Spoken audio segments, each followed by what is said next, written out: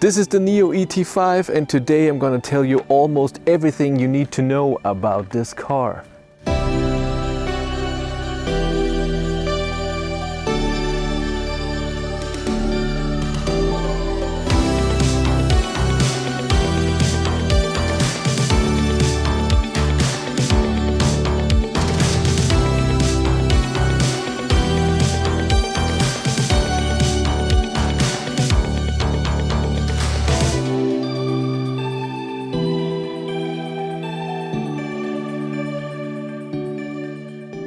The ET5 you can have with a 75 kilowatt hour battery or a 100 kilowatt hour battery.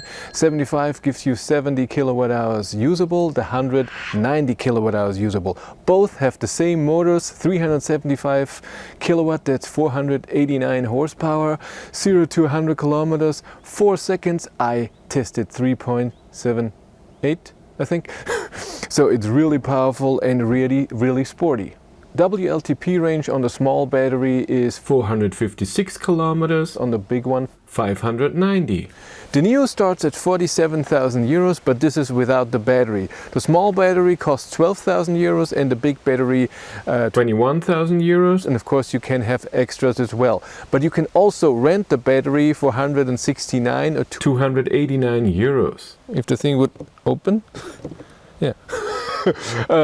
You can charge the Nio ET5 with 11 kilowatt AC, the big battery with 125 peak DC, the small battery 140 kilowatt DC. I have the charging curve here because I charged from 15 to 90%. And when the battery is warm, you start at 15% with around 122 kilowatt, go up to 125, the peak, and you stay above 100 kilowatt to 47%, and then it slowly goes down. And even at 90 kilowatt, it was above 50 kilowatt. Show you the key as well. It's this little tiny white thing. You have lock, unlock, and trunk opening, and that's it. And it already has a few scratches, this press car. Show you the app as well, the Nio app. No, don't allow notifications. You cannot connect to the car yourself. Nio has to provide you with your account and that you can get in. In the car thing itself, why is there still charging? No, here we have the car. We can see if anything is open, but you can open the windows, lock it, have the horns or whatever. Does this way at least work? Yes, it does.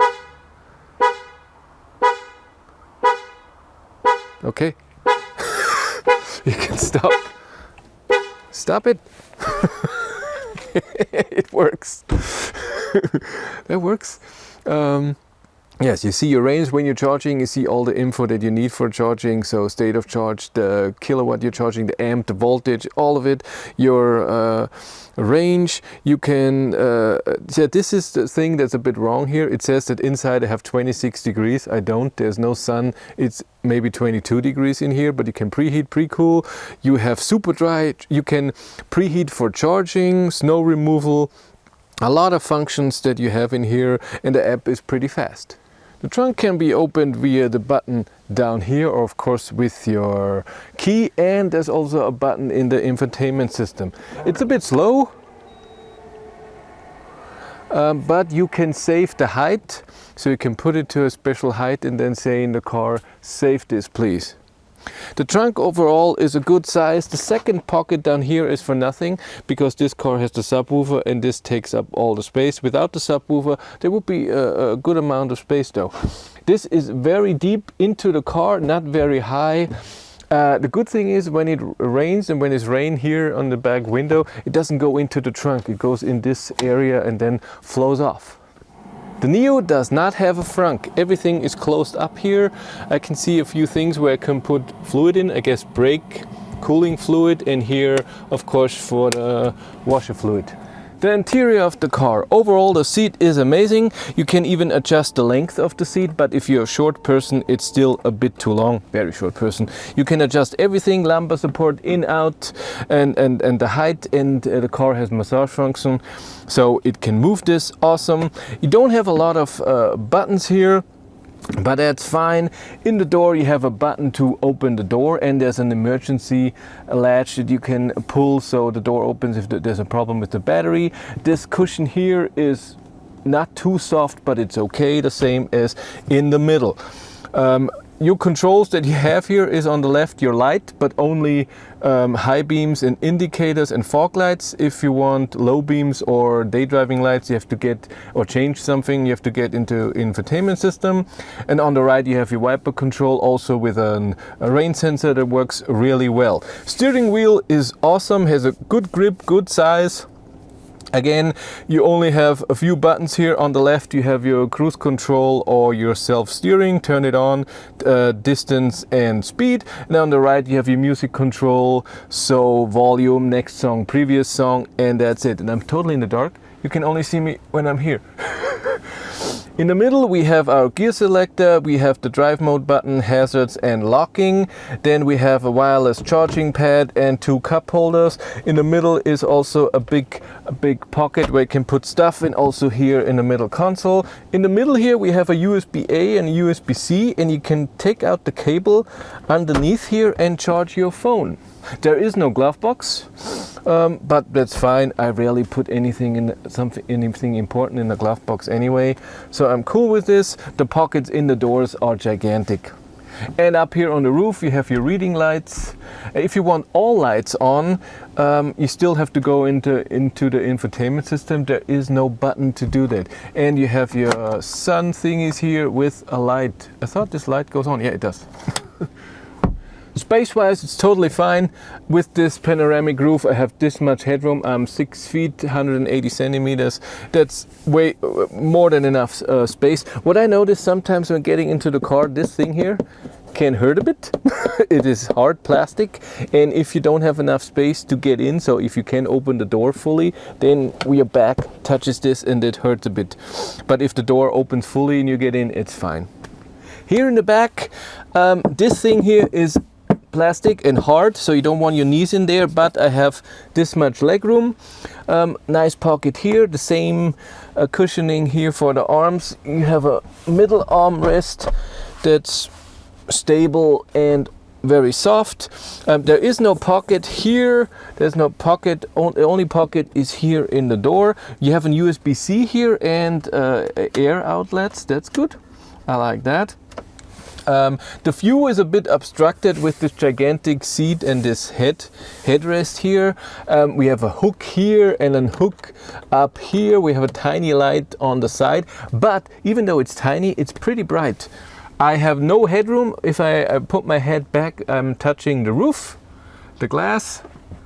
But if I sit straight, I have this much headroom to the glass. It's okay. Yeah, this feels good. The seat in front is on the lowest position and I cannot put my feet underneath. That happens a lot with cars. That's okay, just a bit up and then I can put them down. There is no bump or anything here in the rear. It's all perfectly straight. That feels very comfortable and living room like. The infotainment screen, I put it into light mode so we can see better. You have the, up here when you swipe, you have your notification, you have your map in the background, you have your music here, and here you can swipe between a few things. You have your weather, date, you have your tire pressure, tire temperature, consumption of the last 100 kilometers, you can switch it to the last 10, and your estimated range, not the WLTP range it shows in the instrument cluster in the cockpit, and your mileage, if everything is okay, and how many days you are using this car. Down here you have your climate, and you can press the plus minus button. You have a sync button for both, but you can also press on it and then move left or right to change the temperature. The same for the fan control. You can go up here and adjust what it's doing, or you can just press it, and when you're in climate control, you can set it to auto, where it should go, and you can also adjust freely where those air vents in the middle go, same as in Tesla. And you have a defog in the rear and in the front. You have your AC max, also heating max. Interesting, when this AC is off, it also doesn't heat. It turns even the whole climate off. I didn't know that. And if you want seat heating, you have then go into the climate control, into heat for seat, and then you can press those 4 seats. And you can ventilate them, only the front ones. You can have massage the front seats and relax, whatever that is.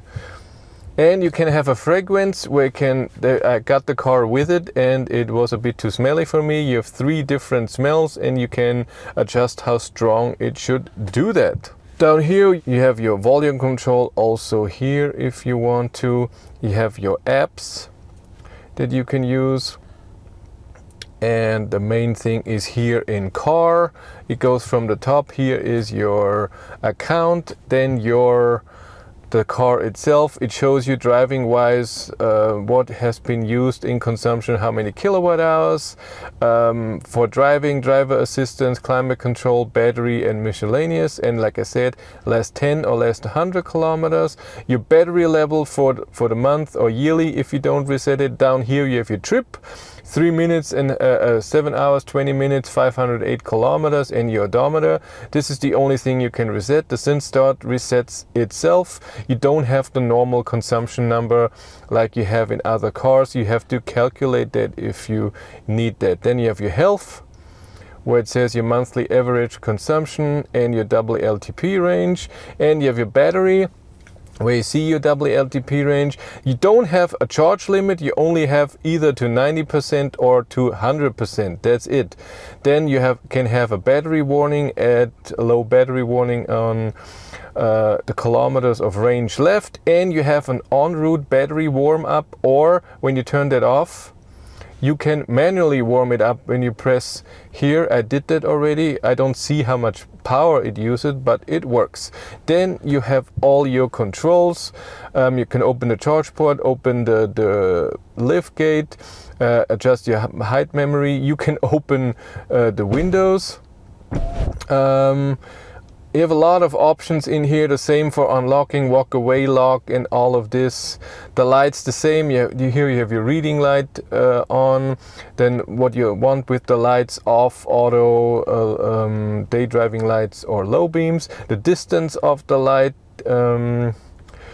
then ambient light, you have all kinds of colors. Your seat adjustment, so if you want to adjust the side mirrors, you need to go in here, the same with the steering wheel, and you do it on the buttons on the steering wheel. And you can have driver easy entry, so it goes back. Cabin comfort, we have a pet mode. So in pet mode you set a temperature and will keep that until you come back, or it's only 10% a state of charge left. Power keep on, it's the same but without anyone in the car, and you can set a time limit. In camping mode the same thing. It leaves the climate on. You can do lock doors, close windows, minimal light mode, and again time. So just for 10 minutes or always on. That is awesome. You have smart steering wheel heating and smart seat heating. So when it's cold, it will just start this. For driving, you have your drive mode here, but the button down here. You have snow mode. Tow hitch can go out from here. You have your trailer mode, where it knows that you have your trailer on. Auto tilt when reversing for the side mirrors. Auto fold when locking. Extra clean wipe if you use the wiper fluid. Eco Plus, that turns almost everything off. Driver assist has a lot of settings that you can turn on. Really a lot in there. The Know Me you can turn off if you want to, so it doesn't listen, but then you don't have voice control. You can adjust your screen, this one and this one separately. You have your sound control, connect wireless charging you can turn off, Bluetooth and Wi-Fi, and your general settings for update or what language you are using. For music, you either have your digital radio, Spotify, Tidal, your phone, or USB connection. And Spotify has all your stuff that you usually use. It works fine. The sound system, I said it before, is really awesome. And see your player, and then you go back, and then you have your music always here, which you can adjust. Sounds awesome.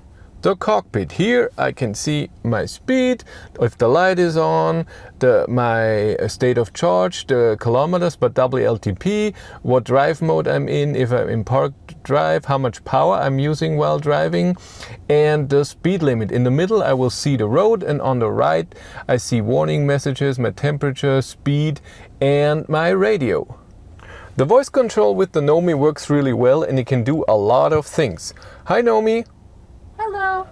Please turn seat heater on. Done. And it's very fast, and it shows me that it did it, and I can adjust it now if I want to. And it also works with other things. Hi Nio. Hi there. Please open my window. Okay. And it goes down. Hi Nio. Yes. Close the window. Okay. And the voice is pretty nice, I have to say. You can even change the drive mode. So I can say, hi Nio. Hey. Drive mode eco. Are you sure about switching to eco mode? Yes. Done. And it is. It works. There are a few things that you can adjust, and it works really fast, and some things when it comes to driving it asks you. All the rest it just does. When you're navigating to somewhere, it's not adding charging stops automatically.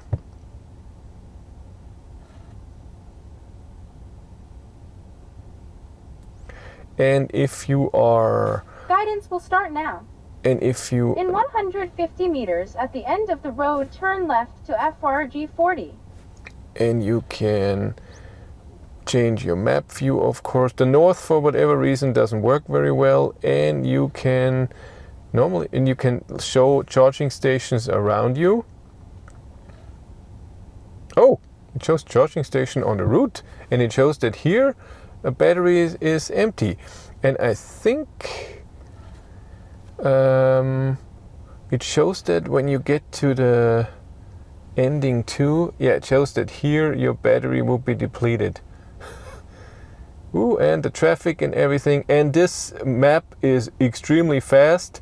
In dark mode, it's not so visible as I would want it to. Important with this car is it's a very sporty car. If you're looking for a sporty car, drive around corners, have a lot of power, have a really tight suspension, then this is totally your car, and I enjoy driving a bit sporty with this car. If you like a comfortable car and you want to drive smooth, not about the noise, it's about bumps and stuff on the road, then this is not your car. So it's a very sporty suspension, and the power can be regulated very nicely, and you can drive slow as well. Regen is not very strong, but if you like comfort, this is not your thing. If you like it sporty, this is totally your thing. And the steering with the suspension and the power, awesome. It could help, it would have a bit more regenerative braking though. Now let's accelerate a bit. I have my customized drive mode, and here you can select what power the car is using, and I have it on 4 seconds. So the full power, full regen, and steering in comfort. I'm at 98%, so I hope it will give me full power, 375 kilowatt all-wheel drive. 3, 2, 1. Oh yes. Ooh, spinning wheels. Ooh, spinning wheels. 3.9 seconds, and it's valid, even with spinning wheels. It's a wet road. Understandable. And no spinning wheels. Oh man. No spinning wheels at all. And 3.78 seconds. Woohoo! Way faster than the 4 seconds that they say. That is fast. Now let's drive the Nio ET5 a bit. Important. You don't need a start-stop button. The car is on when you unlock. You get in, you put it into drive, press the brake and put it into drive, this lever towards you, to reverse forward. Those things here are not buttons, they're just indicators, they just light up. And park button is here on the side. Important for me is every time you stop the car, the drive mode is in comfort. I was just driving, is in comfort, but I like my custom one because the comfort drive mode, it's not a lot of power and it's fine, but it's also not a lot of regen. And I want full regen, and in custom I can give it, there's only 3 versions of regen, very low, low and standard. I want it in standard. Steering I have it in comfort, and acceleration in the full mode because yes, the power pedal, accelerator pedal is a bit more reactive, but you get used to it and then it's fine.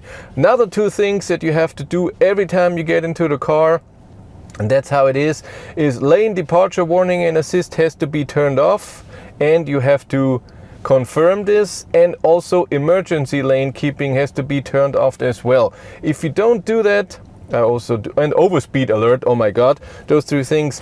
Lane departure warning has to be turned off because if you don't drive on a gigantic wide road, it doesn't want you to be on the right, just even if it's 50 centimeters, it's too close and it pulls you back, and then you're way too close to the left lane, and I don't like that. It's a horrible feeling that I'm most of the time way too much on the left. On a wide road it's fine. The overspeed warning is extremely annoying because you might say, hey, it's okay if it warns you when you drive too fast, and that's true. The problem is it warns you even when you're 1 kilometer an hour above it, and it does it again every time there's it recognizes a change in the speed, or if you go under and then again above if it's 50 and you drive 51, it beeps at you, and I'm not gonna do that. Yeah, the power, as you have seen in the acceleration video, is amazing, and it's there from the start. It's very reactive. It's amazing amount of power. It feels great.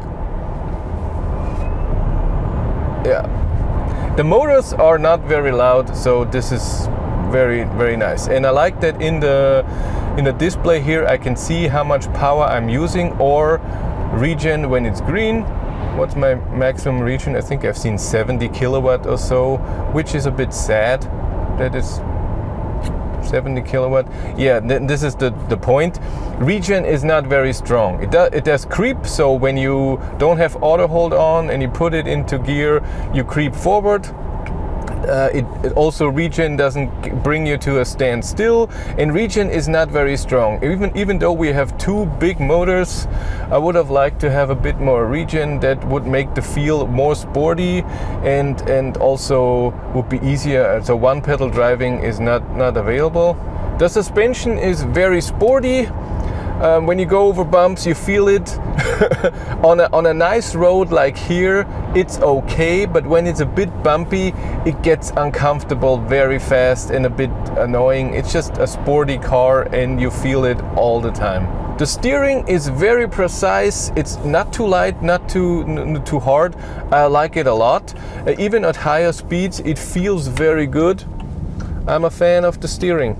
The noise level in the car, driving to 100, it's totally fine. 130, it gets a bit louder in here, but I think it's still okay. The problem is, and I've said it already, I think in other parts, that when the road is wet and the water sprays up in the rear, you can hear that very loud. It sounds like the window or the door is open, which it isn't.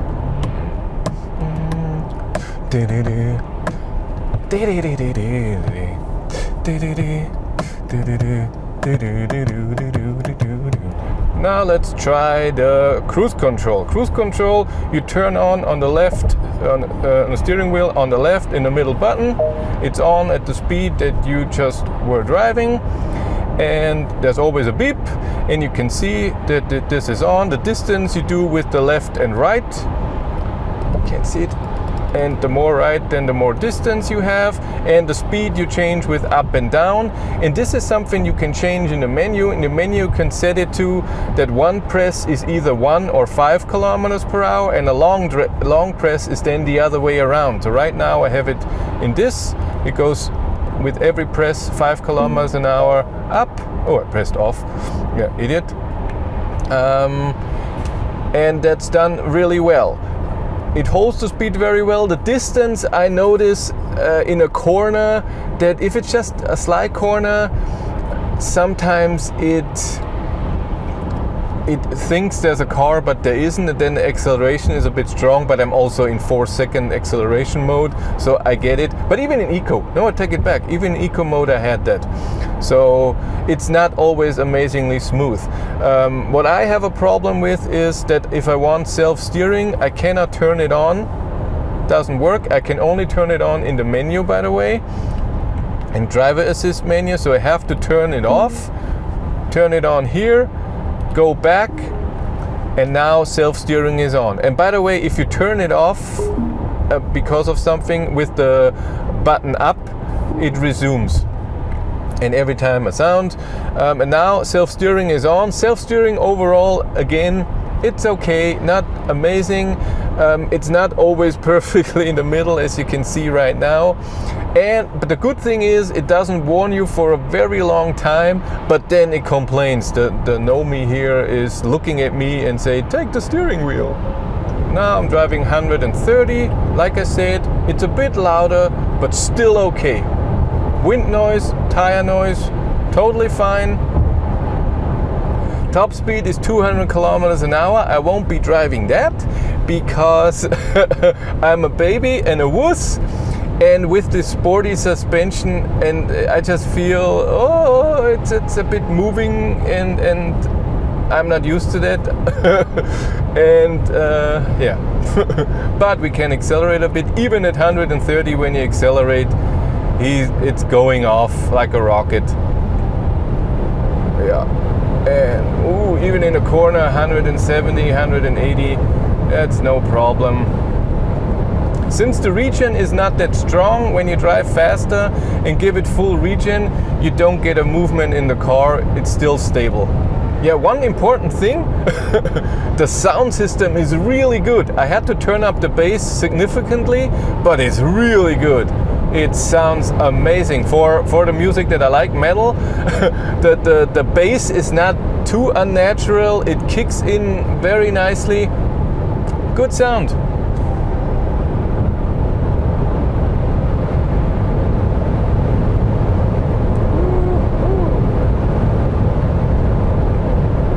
So I'm not driving faster than 180. Oh no!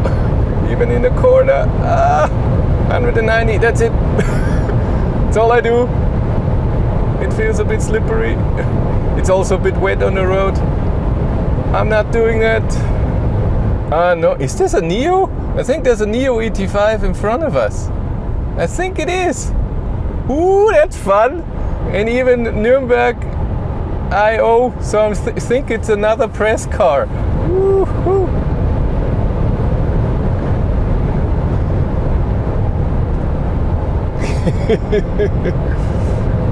Cute! She waved. Let's go through the lights. We have off, of course. We have the day driving lights, and we have the low beams, and we have the high beams. The cute thing with the low beams is that you can adjust the distance. So this is the shortest distance, a bit more, further, and the furthest. It's very cool that you can do that.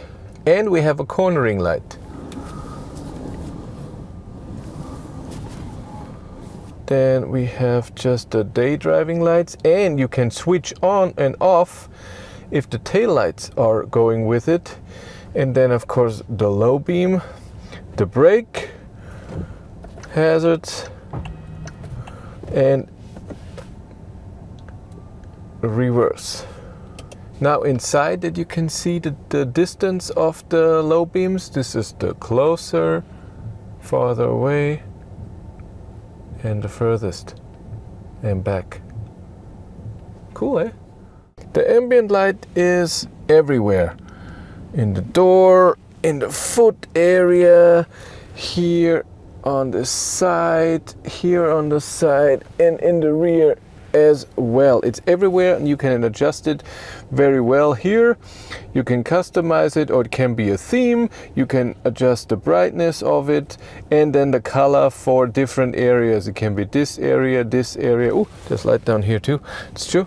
and the floor, and can be different colors. So this can be red, secondary can be green. So where is it green? And oh, the doors should be green here. Yes. And this can be whatever we want. Awesome. Looks good. There are not a lot of buttons, but every button is illuminated except for the up and down, left and right button on the steering wheel. But other than this, do we have a little light in here? We don't have a glove box, so there's no light there. Let's look at the light overall. Everything is illuminated, and the light in here, they're tiny lights on each side, but they're really bright. So I have no problem with this. This is nice and bright, and you can adjust it as well in the infotainment system.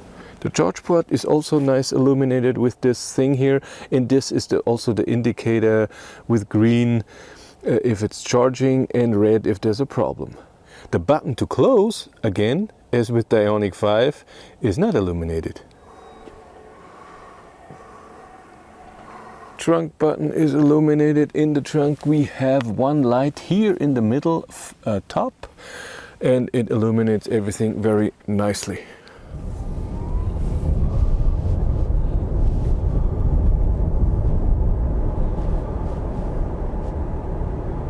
Let's drive with the low beams first, so you can see that it's really not that far. I don't see that far. As far as I want. And when I put it on close, there's nothing. Here, down here, I can't even see 20-30 meters. Can't always be downhill or straight. Now after auto high beams on, high beams overall look good. I mean, look at the difference, low beams to high beams. That's pretty good. It looks good. It's very wide and high. Car distance doesn't do it now. And on. Good. Next one. It's a corner. Takes a while till it notices that there's a car. So I'm afraid if it's straight on, that the distance is too high and other people get mad. In daily use, I find the car okay. The trunk opening is a bit too slow for me. Then the door handles have to go out, or you touch it and it does that. And sometimes they go in. You can turn that off, that they go in after a while, and then you have to press it so they come out. The same with when you have it set that it locks when you go away, then you have the honking on. It's annoying. You can turn all of this off, so it's a bit better. Daily use, it's okay. With the preheating, like you've seen in the app, the temperature doesn't seem to be right. So I don't know if I set it to 23 degrees, will it really heat up when it thinks it's 26 degrees inside? Yes, but you have, otherwise it's pretty okay to drive as a daily driver. Long distance driving is okay. It doesn't charge amazingly, but you have the battery swap station where you can just drive in, it swaps out the battery and then you drive on.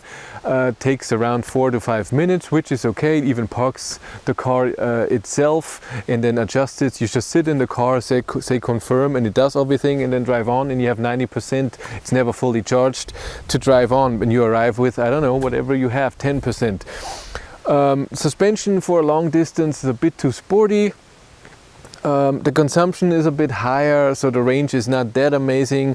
I did a range test, a video where I got 330 kilometers, 340 at 130 kilometers an hour, but it was also a bit colder that day, 13 to 17 degrees, and it was a bit wet. But still, with a 90 kilowatt hour usable battery, Now let's give the ET5 a score. I have my scoring system here for controls, how you interact with the car. I give it an 8. Not a lot of buttons, and you always have to go into the infotainment system, but you can adjust a lot of things. Driving, I give it a 7, and that's if you want it sporty, then it would be a 10, but if you want it comfortable, it would be a 6 or even a 5. That's why the 7. Regen, I give it a 6 because regen is not very strong, and I don't know, not give you, gets you to a standstill. Charging, give it a 7. It would be even less, but the swap stations are pretty great, although there are not too many right now. Daily use an 8, what I've just said. Long distance a 7. Price, I give it a 6. I mean, this with the big battery, let's take the small battery, would then be 60,000 euros. That's okay, but also not cheap. And there are still things missing in the car that would be nice to have, like a charge limit or something. Power, I give it a 9. This is powerful and a lot of fun. Space, a 7. I don't have any space problems for me. Trunk is not, when you need height, this is not your thing. Fun, I give it a 10. It's so much fun to drive. It's really awesome. At night, I give it an 8 because the auto high beams weren't that amazing with switching on and off, and the low beams weren't that far. But nice illumination in the car with ambient light and the normal light. And altogether, we get a 7.55. Thanks to Nio Germany, who gave me this car for 10 days. I had a lot of fun. Tomorrow it will be picked up. Nobody called me yet. We'll see. But it was really great, and maybe I will drive another Nio in the future. But that's it for me. Thank you very much for watching. Have a great day and take care. Bye.